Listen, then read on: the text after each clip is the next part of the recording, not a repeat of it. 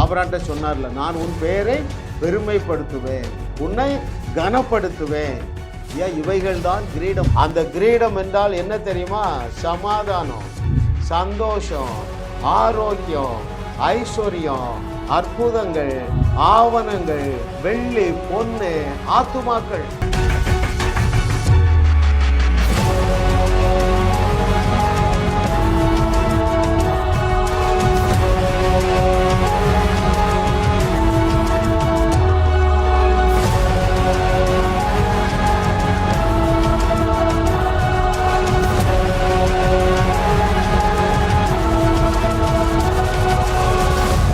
என்னுடைய வியூவர்ஸ் அத்தனை பேரும் பாக்கியவான்கள். ஏனென்றால் 2025 ஆண்டிலே உங்கள் ஒவ்வொருவரையும் கோடீஸ்வரர்களாக்கி அவருடைய நித்திய பேரின்பத்தை நீங்கள் அனுபவிக்கும்படியாக தேவன் உங்களை தெரிந்தெடுத்திருக்கிறார் என்று கர்த்தர் சொல்லுகிறார். 197வது அவருடைய அனந்த ஞானம், பூக்கும் கிரீடம், ஃப்ளரிஷிங் கிரவுன்.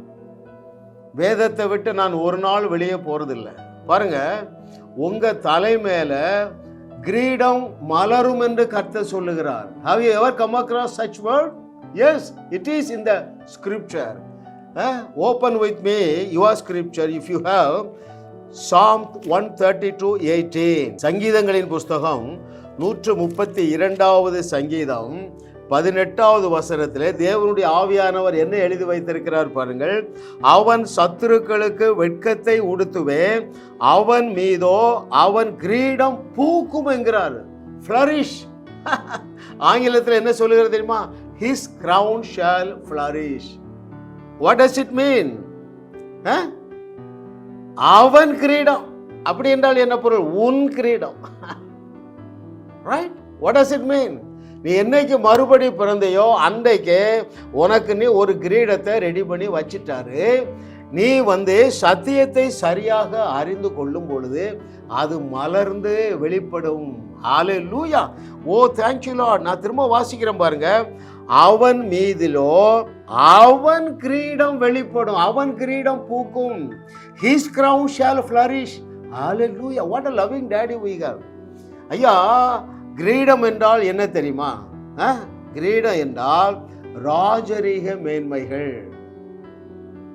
ஆபிரகாம்ட்ட சொன்னார்ல, நான் உன் பெயரை பெருமைப்படுத்துவேன், உன்னை கனப்படுத்துவேன். ஐயா, இவைகள் தான் கிரீடம். அருமையான தேவர்களே, நீங்கள் சத்தியத்தை சரியாக அறியாமல் ஒரு பிச்சைக்காரனை போல வாழுவீர்கள் என்றால் இந்த கிரீடம் மலராது,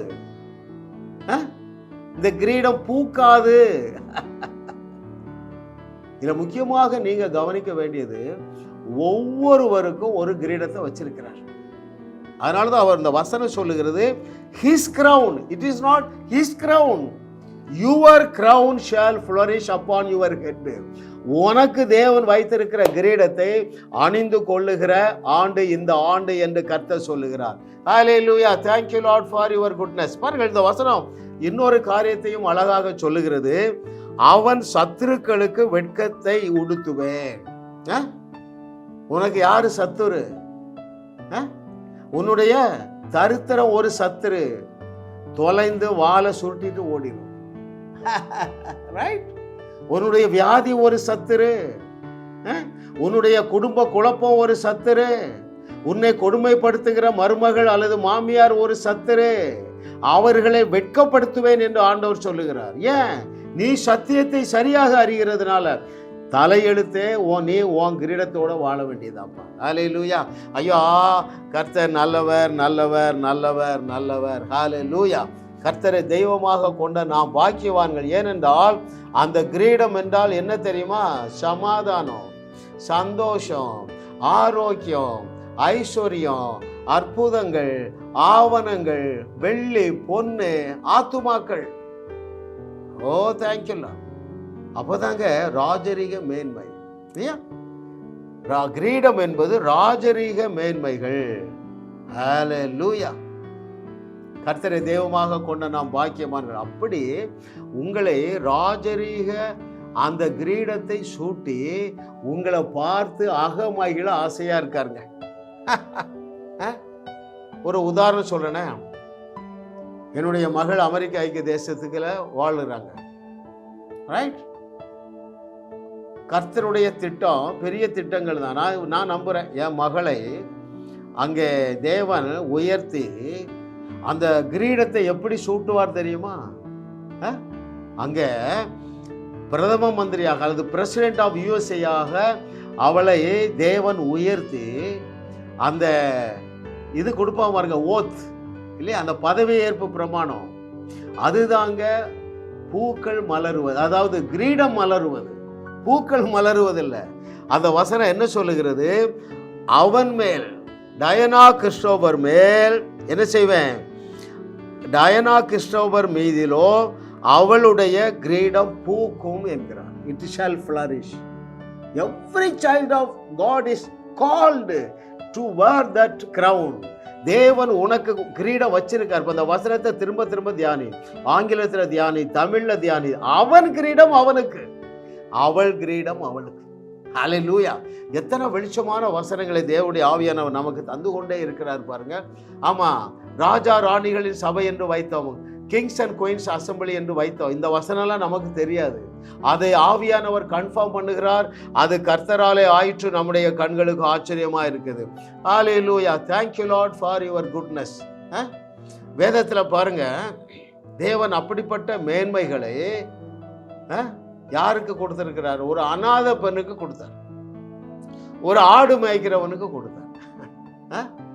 அந்த அடிமையாகிய அநாதையாகிய எஸ்தருடைய சிரசிலே அந்த என்னது கிரவுன், தமிழ் என்னது, கிரீடம் எப்படி பூத்தது பார்ப்போமா? எத்தனை பேர் கவனிக்கிறீங்க? ஐயா, நான் வார்த்தையிலிருந்து பேசுகிறதுனால சீரியஸா எடுங்க. இதுக்கும் எனக்கு சம்பந்தம் இல்லை என்று எடுக்காதீர்கள் அருமையான தேவர்களே. ஆமா, கர்த்தரை தெய்வமாக கொண்ட நாம் பாக்கியவான்கள். ஏனென்றால் உங்களுக்காக தேவன் அவருடைய அனந்த ஞானத்தின்படி அந்த ஒரு கிரீடத்தை தேவன் ஆயத்தம் பண்ணி வைத்திருக்கிறார். அது ஃப்ளரிஷ் ஆகிற காலம் 2025 ஆண்டு. Hallelujah! Oh, thank you lord for your goodness. What a loving dad. ஏனையா உங்கள் சிரசிலே கிரீடம் பூக்க வேண்டும்? ஏன் உங்கள் உங்களுடைய சிரசிலே கிரீடம் சூட்டப்பட வேண்டும் தெரியுமா? நீ நல்லா இருக்கும் பொழுது அவருக்கு சந்தோஷம். The very word is there. அவர் தன்னுடைய நன்மைகளினால் உன்னை நிரப்பும் பொழுது எனக்கு சந்தோஷங்கிறார். அப்படின்னால் என்ன பொருள்? தேவன் உனக்கு ஏற்படுத்தி வைத்திருக்கிற அந்த அலங்காரமான கௌரவமான அந்த மகுடத்தை எடுத்து அந்த கிரீடத்தை எடுத்து நீ சூட்டும் பொழுது அவருக்கு சந்தோஷம் என்று எரேமியா 32 சொல்லுதுங்க. எரேமியாவின் புஸ்தகம் 32வது அதிகாரம் 41வது வசனம் பாருங்கள். அவர்களுக்கு நன்மை செய்யும்படி அவர்கள் மேல் சந்தோஷமாயிருந்து. எப்போ உங்களை குறித்து உங்கள் தகப்பன் சந்தோஷப்படுவாரு? தேவ நன்மைகளை நீங்கள் ருசி பார்க்கும் பொழுது. ஹல்லேலூயா! இன்னும் பாருங்கள், அதே எரேமியா 32:40 அவர்களுக்கு நன்மை செய்யும்படி நான் அவர்களை விட்டு பின்வாங்குவதில்லை என்கிற நித்திய உடன்படிக்கையை அவர்களோட பண்ணி அவர்கள் என்னை விட்டு அகன்று போகாதபடிக்கு எனக்கு பயப்படும் பயத்தை அவர்கள் மேல் இருதயத்தில் பயம் என்றால் ஆனருங்க. நல்லா ஞாபகம் வச்சுடுங்க. அவர்கள் என்னை விட்டு அகன்று போகாதபடிக்கு என்னை கனம் பண்ணுகிற கனத்தை அவர்கள் இருதயத்தில் வைத்து அவர்களுக்கு நன்மை செய்யும்படி அவர்கள் மேல் சந்தோஷமா இருக்கும். தேவனை சந்தோஷப்படுத்த வேண்டும் என்றால் தேவன் உங்களுக்கு வைத்திருக்கிற அந்த ஒப்பற்ற கிரீடத்தை நீங்களே உங்களுக்கு சூட்டிக்கொள்ள வேண்டும். Hallelujah! What a loving daddy! What a great plans he has for his children. அவருடைய பிள்ளையாகிய உனக்கு உன்னால கற்பனை செய்ய முடியாத பெரிய திட்டத்தை வைத்திருக்கிறார். எஸ்தர் என்னைக்காவது கற்பனை செய்திருப்பாளா? தாவீது கற்பனை செய்திருப்பானா? நம்ம பவுல் 12 புஸ்தகத்தை எழுதினாங்க, என்னைக்காவது இமேஜின் பண்ணியிருப்பானாங்க? Hallelujah! Oh, what a loving daddy we have. ஆண்டவரே உமக்கு நன்றி அப்பா. என்னுடைய பிள்ளைகளுக்கு ஒரு பிரகாசம் உள்ள மனக்கண்கள் உண்டாவதாக. ஆமென். ஹல்லேலூயா! பாருங்கள், இதுல என்ன பியூட்டி தெரியுமா? இந்த ராஜ மேன்மை உங்களுக்கு கொடுப்பதற்கு உங்களை சுற்றி உள்ளவர்களையே பயன்படுத்துவார். That's the lesson what we are going to learn from the Spirit of the Lord. தேவனுடைய ஆவியானவர், சகல சத்தியத்திற்குள்ளேயும் நடத்துகிற தேவனுடைய ஆவியானவர் இன்னைக்கு நமக்கு என்ன பாடத்தை கற்றுத்தர போகிறார் என்றால், உங்களை சுற்றியுள்ளவுடைய கண்களில் தயவு கிடைக்க பண்ணி உங்களை தூக்கி சிங்காசனத்தில் உட்கார வைப்பார். இதுதான் சத்தியம். பாருங்கள், அனாதை அடிமை யாரு? நம்ம எஸ்தர்.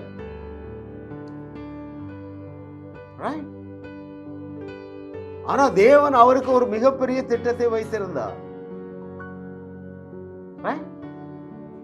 இன்னைக்கு உனக்கு என்ன மிகப்பெரிய திட்டம் வச்சிருக்கிறாரு? உனக்கு கிரீடம் சூட்டி அழகு பார்க்க அவர் ஆசையா இருக்கிறார். 132:18 மறக்காத.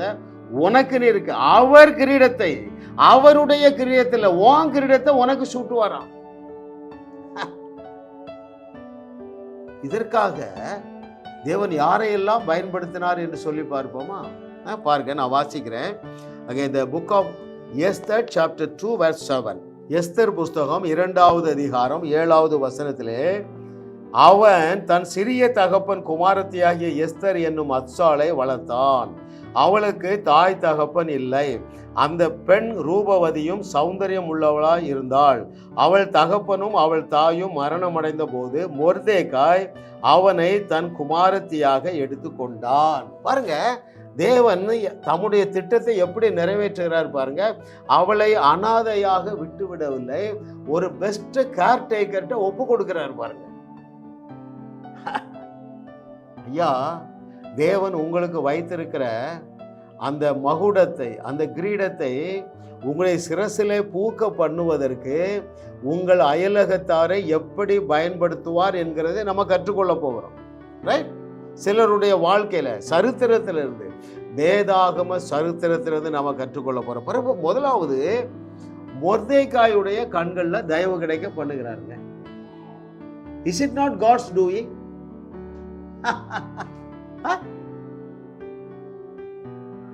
உன்னை உயர்த்துவதற்காக, உன்னுடைய சிரசிலே மகுடத்தை, அந்த கிரீடத்தை பூக்க பண்ணுவதற்காக, ஆண்டவரே தேவரே இந்த பிள்ளைகளுக்கு வைத்திருக்கிற நபரை இவர்கள் கண்களால் காண்பார்களாக, பிரகாசமுள்ள மனக்கண்கள் உண்டாகட்டும். நன்றி ஆண்டவரே, நன்றி நன்றி. இன்னும் பாருங்கள், யாருடைய கண்கள் எல்லாம் தயவு கிடைச்சது பாருங்க. முதலாவது யாருடைய கண்ணு? மொர்தேகாயுடைய கண்கள்ல தயவு கிடைக்குது. இரண்டாவது எஸ்தர் 2வது அதிகாரம் 9வது வசனம். The book of Esther chapter 2 verse 9a. அந்த பெண் அவன் பார்வைக்கு நன்றாய் இருந்ததினால் அவளுக்கு அவன் கண்களிலே தயவு கிடைத்தது. ஹல்லேலூயா. பாருங்கள், செலக்ஷன் ஆபீசர், பிரதானி, ராஜாவுடைய பிரதானி, அவனுடைய கண்களில தயவு கிடைக்க பண்ணா. ஏன்? ஆண்டவுடைய திட்டம் நிறைவேறணும். ஆண்டவுடைய என்ன திட்டம் வச்சிருக்காரு? அந்த கிரீடத்தை சூட்டி அழகு பார்க்க. இதை கேட்டுக்கொண்டிருக்கிற அருமையான தெய்வ மகனே, தெய்வ மகளே, உனக்கென்று சொல்லி ஒரு கிரீடத்தை வச்சிருக்கிறாரு. அது 2025வது வருஷத்துல உன்னுடைய சிரசிலே மலரும் என்று கர்த்தர் சொல்லுகிறார். 132:18 மறந்துடாத. Psalm 132:18. ஹல்லேலூயா. மூன்றாவது பாருங்கள், யாருடைய கண்கள்ல தயவு கிடைக்க பண்ணார் தெரியுமா? எஸ்தர் சந்திக்கிற எல்லாருடைய கண்களிலும் தயவு கிடைக்க பண்ணின தேவன். ஹல்லேலூயா. இந்த நாளில் உங்களை சந்திக்கிற எல்லாருடைய கண்களிலும் தயவு கிடைக்கும். நீங்கள் ஒரு ஆஃபீஸில் ஒர்க் பண்ணுறீங்க, உங்களுடைய சக ஊழியருடைய கண்களில் தயவு கிடைக்கும். உங்களுடைய மேலதிகாரியுடைய கண்களில் தயவு கிடைக்கும். உன்னுடைய கணவனுடைய கண்களில், உன்னுடைய மனைவியுடைய கண்களில் தயவு கிடைக்கும் என்று கர்த்தர் சொல்லுகிறார். வாசிக்கிறேன். அதே எஸ்தர் 2வது அதிகாரம் 15வது வசனத்தின் பின்பகுதியிலே, எஸ்தருக்கு தன்னை காண்கிற எல்லார் கண்களிலும் தயை கிடைத்தது. ஏன்? மகுடம் சூட்டணும். என் பிள்ளைய நான் அழகு பார்க்கணுப்பா. பூமியில நான் டைரக்டா கிரியை செய்ய முடியாது, மனுஷர்கள் மூலமா தான் கிரியை செய்ய முடியும். ஆகவே என்ன செய்தார் பாருங்கள், எஸ்தருக்கு தன்னை காண்கிற எல்லாருடைய கண்களிலும் தயவு கிடைக்க பண்ணினாருங்க. ஹல்லேலூயா. ஐயா, அவர் பட்சபாதம் இல்லாத தேவன். வசனம் என்ன சொல்லுகிறது? நீங்கள் ராஜாக்களாக இருக்கிறீர்களுங்க. அல்லேலூயா. ராணிகளாக இருக்கிறீர்கள். கர்த்தர் நல்லவர். பாருங்களேன். அடுத்து பாருங்க, 4வது, ஒரு அடிமை, ஒரு அனாதை, அந்நிய ஸ்திரீ. அது வேற சொல்லணும் இல்லையா?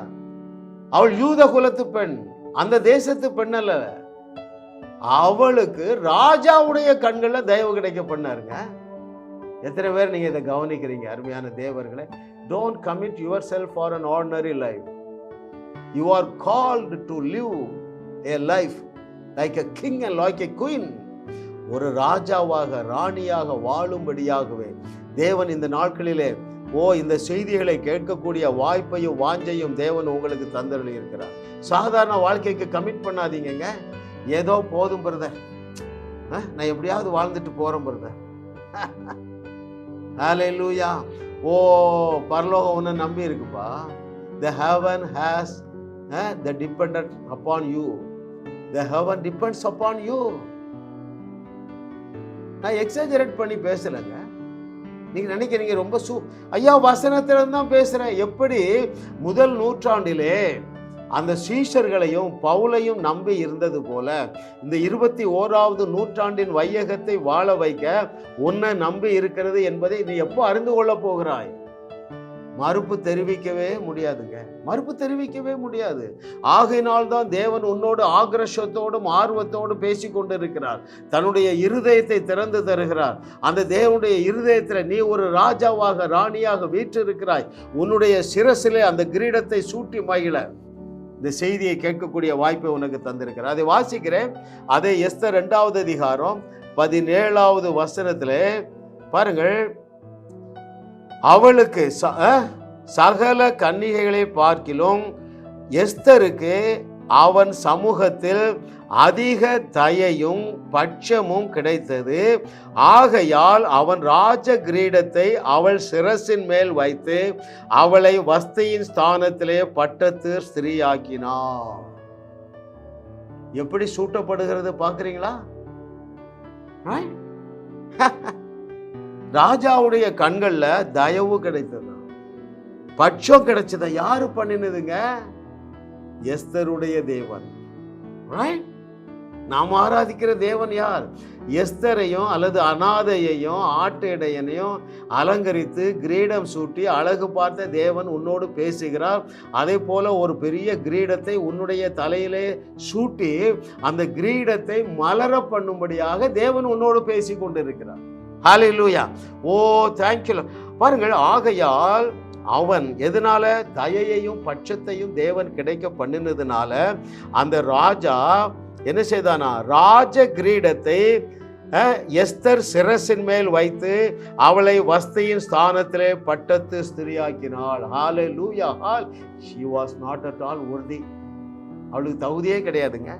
3 டிஸ்குவாலிஃபிகேஷன். ஒன்று என்னது? அந்நிய ஸ்திரீ, அந்த தேசத்து ராஜ பெண் அல்ல. 2வது அனாதை. 3வது அடிமைங்க. ஐயா, எஸ்தருக்காக இயேசு கிறிஸ்து ரத்தம் சிந்தவில்லை. எஸ்தருக்காக இயேசு கிறிஸ்து பலியிடப்படவில்லை. இந்த செய்தியை கேட்டுக்கொண்டிருக்கிற அருமையான தேவர்களே, உங்களுக்காக 2000 ஆண்டுகளுக்கு முன்பதாக தன்னுடைய ரத்தத்தை சிந்தி தன்னுடைய மாம்சத்தை கிழிக்க கொடுத்து பிதாவாகிய தேவன் என்ன செய்தாருங்க? சொந்த குமாரன் என்று பாராமல் அவருடைய குமாரனுடைய ரத்தத்தையும் குமாரனுடைய மாம்சத்தையும் உனக்காக கொடுத்தாரு. அதோடு கூட வாக்கு பண்ணி இருக்கிற இந்த கிரீடத்தை உன்னுடைய தலையிலே சூட்டுவதற்கு நபர்களை எழுப்ப மாட்டாரா? ஹல்லேலூயா. கர்த்தரை தெய்வமாக கொண்ட நாம் பாக்கியவான்கள். We cannot live an ordinary life. நீ இன்னைக்கு தான் மறுபடி பிறந்திருக்கிறாய். என் செய்தியை கேளு, வேற செய்தியை கேளாத. 3 மாதங்கள் இரவும் பகலும் என் செய்தியை கேட்கிறவர்கள் அவருடைய சிரசிலே அவர்களே கிரீடத்தை எடுத்து சூட்டிக் கொள்வார்கள்ப்பா. ஹல்லேலூயா. தாவீது எதுக்காவது நல்லவனாங்க? ஹல்லேலூயா. அவன் நல்லவன் இல்லை, திறமசாலி இல்லைங்க. ஏனென்றால் அவனுடைய சகோதரர்கள் எல்லாம் அரசாங்க வேலைக்கு போயிட்டாங்க. இவன் எதுக்கு தான் லாய்க்கு? ஆட்டு மேய்க்க தான் லாய்க்கு. எப்படி அந்த கிரீடத்தை சூட்டினார். நிறைய ப்ராசஸ். ஒன்றா மொத்தம் ஒரே ஒரு வசனம் வாசிக்கிறேன் பாருங்க. அந்த இஸ்ரவேலில் இருந்த அந்த மக்களுடைய கண்களில் அவனுக்கு தயவு கிடைக்க பண்ணினாராம். அவன் சிங்காசனத்தை தேடி போகல, அவன் கிரீடத்தை தேடி போகல. இஸ்ரவேலில் உள்ள மூப்பர்கள் எல்லாரும் அவனை தூக்கி கொண்டு அங்க உட்கார வச்சு கிரீடத்தை மாட்டி விட்டாங்க. அதை வாசிப்போமா? The book of 2 Samuel chapter 3 verse 1 I shall read for you. சவுலின் குடும்பத்துக்கும் தாவீதின் குடும்பத்துக்கும் நெடுநாள் யுத்தம் நடந்தது. தாவீது வர வர பலத்தான், சவுலின் குடும்பத்தாரோ வர வர பலவீனப்பட்டு போனார்கள். 132வது சங்கீதம் 18வது வசனத்துல நாம என்ன வாசித்தோம்னா, தேவன் ஒரு செட் ஆஃப் பீப்புளுக்கு வெட்கத்தை கொடுக்கிறாரு. ரைட்? வெட்கத்தை அணிவிக்கிறார். நம்ம அதை முதலாவது பார்த்துட்டு இவனுக்கு எப்படி கிரீடத்தை மகுடம் சூட்டினார் என்று சொல்லி பார்ப்போம். அங்கே 132:12 நான் திரும்ப வாசிக்கிறேன். தேவன் உன்னை பார்த்து சொல்றார், உன்னுடைய சத்துருக்களுக்கு வெட்கத்தை உடுத்துவேன், உனக்கு உன் மீதிலோ உன்னுடைய கிரீடம் பூக்கும் என்றார். பாருங்கள், அவனுக்கு தாவீதினுடைய சத்ருவாகிய சவுலுக்கு என்ன வெட்கத்தை உண்டாக்குறார் பாருங்க. சவுலின் குடும்பத்தாரோ வர வர பலவீனப்பட்டு போனார்கள். கவனிக்கிறீங்களா? ரைட்? நீ தேவனுடைய இருதயத்திற்கு ஏற்றவன். அருமையான தேவர்களே, நீங்கள் தேவனுடைய இருதயத்திற்கு மிக மிக ஏற்றவர்கள். ஏன்? தேவனே உங்களை தகுதிப்படுத்திட்டாரு. இயேசுவையே உங்களுக்கு உள்ள தகுதியாக வைத்துவிட்டு தேவன் உங்களை பரிபூர்ணப்படுத்தி அவர் என்ன சொல்றாருன்னா, தாவீதை போல வர வர பலக்க பண்ணுவேன்ங்கிறார். அதை திரும்ப வாசிக்கிறேன் பாருங்கள். சவுலின் குடும்பத்துக்கும் 2 Samuel chapter 3 verse 1, சவுலின் குடும்பத்துக்கும் தாவீதின் குடும்பத்துக்கும் நெடுநாள் யுத்தம் நடந்தது. தாவீது வர வர பலத்தான், சவுலின் குடும்பத்தாரோ வர வர பலவீனப்பட்டு போனார்கள். தாவீது வர வர பலக்கும் பொழுது அவன் என்ன ஸ்டேட்டஸ்ல இருந்தான்? ஆடு மேய்க்கிறவனா இருந்தான். ஆனா வர வர வர வர he became strong and strong and strong. வர வர இதை மட்டும் வேதத்துல தியானிங்க, ஆச்சரியப்பட்டு போவீங்க. ஈசாக்கு வர வர வர விருத்தி அடைந்தாங்க. தாவீது வர வர பலத்தா ஸ்ட்ராங் ஆகிட்டே இருக்கிறான். அல்லேலூயா. அவனுடைய சத்ருவாகிய சவுலுக்கு என்ன வெட்கத்தை அணிகிறார்? சவுலின் குடும்பத்தாரோ வர வர பலவீனம். அதாவது தானாகவே ஒதுங்க வச்சிடறாரு. முடியாது, தாவீதின் தேவன் என்னை கைவிட்டுட்டாரு, தாவீதை உயர்த்த ஆரம்பிச்சிட்டாருன்னு அவன் தானாகவே அடங்கிட்டாங்க. உன் பிரச்சனையை தேடியும் காணாதிருப்பாய். ஹல்லேலூயா, ஹல்லேலூயா. உனக்கு எது பெரிய பிரச்சனையா இருக்கு? உன் புருஷன் குடிக்கிறான்ல, உன் மனசை மறுரூபப்படுத்து மகளே. அங்கே ரோமர் 12:2 சொல்ற, நீ மனம் புதிதாக்குப்பா. ஆமா, நீ விசுவாசிச்சா போதும், தேவனுடைய மகிமையை காண்பாய். நீ விசுவாசித்தால் போதும், உன் புருஷன் குடியிலிருந்து வெளியே வருவதை காண்பாய். நீ விசுவாசிக்க என்ன செய்யணும்? சத்தியத்தை சரியா அறிந்து கொள். சத்தியத்தை சரியாக அறிந்து கொள்ள இந்த வாழுவோம் வையகத்தையும் வாழ வைப்போம் என்கிற செய்திகளை தொடர்ந்து கேளு. ஹல்லேலூயா. what a loving daddy we have. ஹல்லேலூயா. பாருங்கள், இந்த தாவீதுக்கு எப்படி கிரீடம் சூட்டப்பட்டது என்று பார்ப்போமா? அந்த தாவீதுடைய சிரசிலே தேவன் எப்படி அந்த கிரீடத்தை பூக்க பண்ணினார் என்று சொல்லி 2 சாமுவேல் 5வது அதிகாரம் 3வது வசனத்தை நான் உங்களுக்கு வாசிக்கிறேன். the book of 2 Samuel chapter 5 verse 3. இஸ்ரவேலின் மூப்பர் எல்லாரும், அதாவது இஸ்ரவேலில் இருக்கிற பெரிய மனுஷங்க எல்லாம் வந்து 2 சாமுவேல் 5:3, இஸ்ரவேலின் மூப்பர் எல்லாரும் எப்ரோனிலே ராஜாவினிடத்தில் வந்தார்கள். தாவீது ராஜா எப்ரோனிலே கர்த்தருக்கு முன்பதாக அவர்களோட உடன்படிக்கை பண்ணின பின்பு அவர்கள் தாவீதை இஸ்ரவேலின் மேல் ராஜாவாக அபிஷேகம் பண்ணினார்கள். எத்தனை பேர் கவனிக்கிறீங்க? ஹல்லேலூயா. எல்லாருடைய கண்களிலும் தயவு கிடைக்கப்படும். இவன் போய் ஓடி போய் சிங்காசனத்தை உட்கார்ந்து கிரீடத்தை அணியலைங்க. எல்லாருடைய கண்களிலும் தேவன் தயவு கிடைக்க பண்ணுகிறார். எல்லாரும் அவனை தூக்கி பிடிச்சு சிங்காசனத்தில் உட்கார்ந்து கிரீடத்தை சூட்டி காலை கடந்து விழுந்து வணங்கி தாவீது ராஜாவாகும் போது 30 வயதா இருந்தான். அவன் 40 வருஷம் ராஜ்யபாரம் பண்ணினான். ஹல்லேலூயா. அவனுக்கு தேவனுடைய இயேசு கிறிஸ்துவுடைய மாம்சமும் இயேசு கிறிஸ்துவுடைய ரத்தமும் இல்லைங்க. ஆகையினால 40 வருஷம் தான் ராஜ்யபாரம் பண்ணினான். ரைட். ஆனால் நாம் அவருடைய ரத்தத்தை பானம் பண்ணி மாம்சத்தை புசிக்கிறதுனால we have no death. நீங்களும் நானும் 400 வருஷம் ஆளுகை செய்யப்படும். ஹல்லேலூயா. விசுவாசிக்கிறவர்களுக்கு எல்லாம் கூடுங்க. You are not called to be an ordinary person. நீ ஒரு சாதாரண நபராக இருக்கும்படியாக என்னோட கனெக்ட் பண்ணப்படவில்லை. நாம எல்லாரும் சேர்ந்து இந்த உலகத்தை உலுக்க போறோம். You are a world shaker. Hallelujah. உலகத்தை உலுக்கிடுவாய் அவர் நாமத்தால், வையகத்தை வாழ வைப்போம் அவர் பலத்தால். என்னையும் உங்களையும் சேர்த்து பாடட்டுமா? உலகத்தை உலுக்கிடுவோம் அவர் நாமத்தால், வையகத்தை வாழ வைப்போம் அவர் பலத்தால். ஏன்? நம்மை தேவன் என்று இயேசு சொன்னாரே. ஹல்லேலூயா. ஐயா, உன்னையும் என்னையும் பார்த்து தேவன் என்று சொல்லிட்டார். ராஜாவாகிய தாவீதுக்கு அந்த ஸ்டேட்டஸ் வரலங்க. புதிய ஏற்பாட்டில் நீங்களும் நானும் தேவர்களாக இருக்கிறதுனால இந்த 2025வது ஆண்டுல உங்களுடைய சிரசிலே தேவன் உங்களுடைய கிரீடத்தை மலர பண்ணுவார். ஜாஸ் மினிஸ்ட்ரி செய்திகள் மூலமாக நீங்கள் ஆசீர்வதிக்கப்பட்டிருக்கிறீர்கள். நீங்கள் இந்த ஊழியத்தோடு கைகோர்க்கும்படியாக உங்களை அழைக்கிறோம். நீங்கள் காணிக்கை விதைக்கக்கூடிய நல்ல நிலமாக ஜாஸ் மினிஸ்ட்ரிஸ் இருக்கிறது. விசுவாசத்தோடு உற்சாகமாக பெருக விதையுங்கள். தேவன் உங்களை 1000 மடங்கு பெருக செய்வார். வாரந்தோறும் சென்னை முகப்பேரில் நடைபெறும் கிங்ஸ் அண்ட் குயின்ஸ் அசம்பிளி ஞாயிறு ஆராதனைக்கு அன்புடன் அழைக்கிறோம். சத்தியத்தை சரியாக அறிந்து வெற்றி வாழ்க்கை வாழுவீர்கள். சென்னையில் உள்ள உங்கள் நண்பர்கள் உறவினர்களையும் 3 மாதங்கள் தொடர்ந்து வரும்படியாக உற்சாகப்படுத்துங்கள். முற்றிலும் ஜெயமான வாழ்க்கை வாழுவார்கள். உங்களையும் வாழ வைத்து உங்கள் மூலம் உலகத்தையும் வாழ வைக்கவே தேவன் எங்களை கிருபையாக அழைத்துள்ளார். விடுதலை பெறவும் சுகத்தை அனுபவிக்கவும் தொலைபேசியில் எங்களோடு தொடர்பு கொள்ளுங்கள். ஜாஸ் மினிஸ்ட்ரிஸ் யூடியூப் சேனலில் தொடர்ந்து செய்திகளை கேளுங்கள். சப்ஸ்கிரைப் செய்யுங்கள். வீடியோக்களை லைக் செய்து பலரோடு பகிர்ந்து கொள்ளுங்கள். அவர்களும் ஆசீர்வதிக்கப்படட்டும்.